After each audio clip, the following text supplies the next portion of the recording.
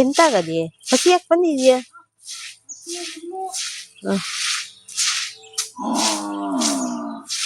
ನಮ್ಮ ಮಾತು ಕೇಳ್ಕೊಂಡೇನ?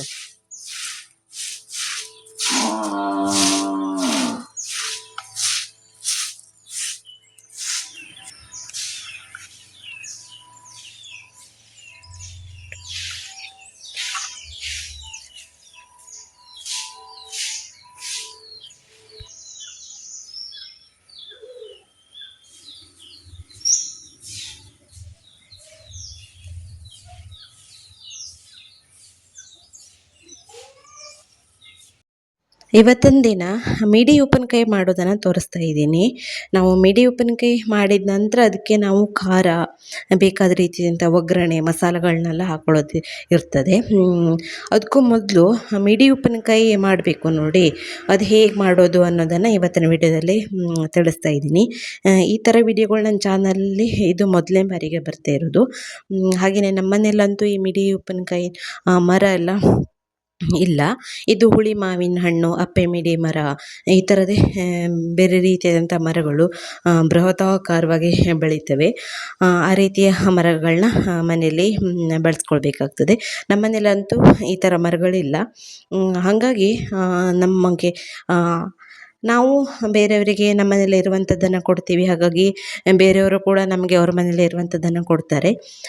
ಹಾಗೆಯೇ ನಮ್ಮ ಆಪ್ತರೊಬ್ಬರು ನಮಗೆ ಇದಿಷ್ಟು ಮಾವಿನ ಮಿಡಿಯನ್ನು ತಂದು ಕೊಟ್ಟಿದ್ದಾರೆ. ಈಗಂತೂ ಮಾವಿನ ಮಿಡಿ ಸೀಸನ್ ಅಂತಲೇ ಹೇಳ್ಬೋದು.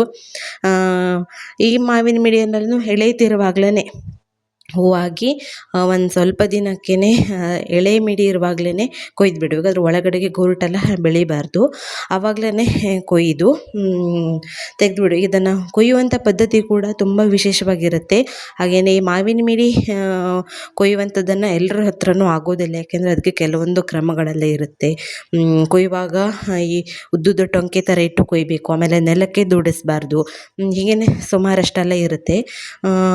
ಹಾಗಾಗಿ ಆ ರೀತಿಯಾದಂಥ ಕ್ರಮಗಳನ್ನೆಲ್ಲ ಪಾಲಿಸಿಕೊಂಡು ನೋಡಿ ತುಂಬ ಚೆನ್ನಾಗಿರುವಂಥ ಮಾವಿನ ಮಿಡಿಗಳನ್ನ ನಮಗೆ ಕಳಿಸ್ಕೊಟ್ಟಿದ್ದಾರೆ. ಸೊ ಅವರಿಗೆ ಒಂದು ಸ್ಪೆಷಲ್ ಥ್ಯಾಂಕ್ಸ್ ಅಂತಲೇ ಹೇಳ್ಬೋದು. ಹಾಗೆಯೇ ಎಷ್ಟು ಫ್ರೆಶ್ ಮತ್ತು ಪರಿಮಳ ಅಂತೂ ಘಮ ಘಮ ಅಂತ ಇತ್ತು.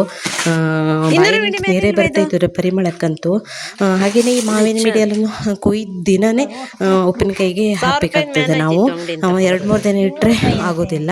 ಸೊ ಫ್ರೆಶ್ ಈಗ ಕೊಯ್ದಿರುವಂಥದ್ದು ಇವಾಗಲೇ ನಾವು ಮಿಡಿ ಉಪ್ಪಿನಕಾಯಿಗೆ ತಯಾರು ಮಾಡಿಬಿಡಬೇಕು. ಹಾಗಾಗಿ ನೋಡಿ ಅಮ್ಮನ ಹತ್ರ ಕೊಟ್ಟಿದ್ದೀನಿ ಕೆಲಸ ಮಾಡಲಿಕ್ಕೆ. ಈ ಸಣ್ಣ ಉದ್ದುದ್ದ ಒಂಥರ ಗೊಂಚಲು ಇರುವಂಥ ಮಾವಿನ ಮಿಡಿಯನ್ನು ಸಣ್ಣಕ್ಕೆ ಈ ರೀತಿ ತೊಟ್ಟನ್ನು ಇಟ್ಟು ಕೊಯ್ದು ನಾವು ನೀರಲ್ಲಿ ಹಾಕಬೇಕು. ಈ ರೀತಿಯಾಗಿ ನೋಡಿ ಹೇಗೆ ಕೊಯ್ತಾ ಇದ್ದಾರೆ ಅಂತ ನಿಮಗೆ ಗೊತ್ತಾಗ್ತದೆ ನೋಡಿ. ನಾನು ಹೇಳಿದ್ದು ಅರ್ಥ ಆಗಲಿಲ್ಲ ಅಂತಂದರೆ ಈ ರೀತಿಯಾಗಿ ಒಂದೊಂದೇ ಮಾವಿನ ಮಿಡಿಯನ್ನು ಸಪ್ರೇಟಾಗಿ ಬಿಡಿಸಿ ಆಮೇಲೆ ಸಣ್ಣ ಸಣ್ಣಕ್ಕೆ ತೊಟ್ಟಿಟ್ಟು ಕೊಯ್ದು ನೀರಲ್ಲಿ ಹಾಕಬೇಕು. ಈ ತೊಟ್ಟಲ್ಲಿರುವಂಥ ಸೊನೆ ಎಲ್ಲನೂ ಹೋಗುತ್ತೆ. ಮತ್ತು ಮಿಡಿಗೇನಾದರೂ ಮಣ್ಣು ಆ ಥರದಲ್ಲಿ ಇದ್ದರೂ ಕೂಡ ಹೋಗಿಬಿಡ್ತದೆ. ನೀರಲ್ಲಿ ಹಾಕಿ ಮತ್ತು ಜಾಸ್ತಿ ಹೊತ್ತೆಲ್ಲ ಇಡಬಾರ್ದು.